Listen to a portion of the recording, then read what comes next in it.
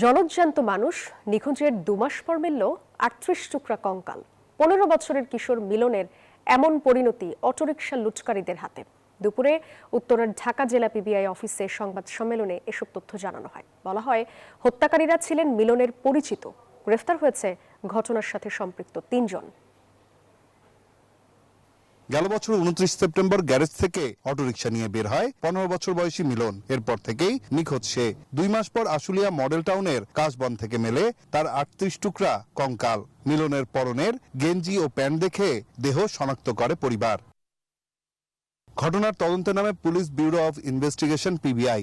এ ঘটনায় সম্পৃক্ত থাকার অভিযোগে গ্রেপ্তার করা হয় রনি মিয়া ও সুমন নামে দুজনকে। সংস্থাটির দাবি, মূলত নগদ টাকার জন্য খুন হয় মিলন। রনি মিয়াকে প্রথমে গ্রেপ্তার করলে সে এই বিষয়ে স্বীকার না করলে পরবর্তীতে ব্যাপক জিজ্ঞাসাবাদের এক পর্যায়ে সেই ঘটনার বিষয়টা স্বীকার করে এবং স্বীকার করে সে জানায় মূলত টাকা পয়সার অভাবের জন্য বা টাকা পয়সার জন্য সে এবং তার বন্ধু মিলে এই অটোরিকশার যে চালক মিলন হোসেনকে হত্যা করেছে এবং অটোরিকশাটা ছিনতাই করেছে।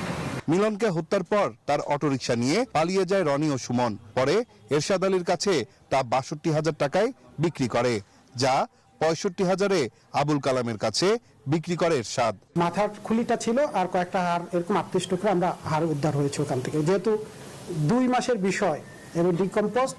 আদালতে ঘটনায় সম্পৃক্ত থাকার কথা স্বীকার করেছে আসামিরা। তাদের বিরুদ্ধে আরো কোনো মামলা আছে কিনা সে বিষয়টিও যাচাই বাছাই চলছে বলেও জানায় পিবিআই। নাইম আল চিকো, নিউজ 24, ঢাকা।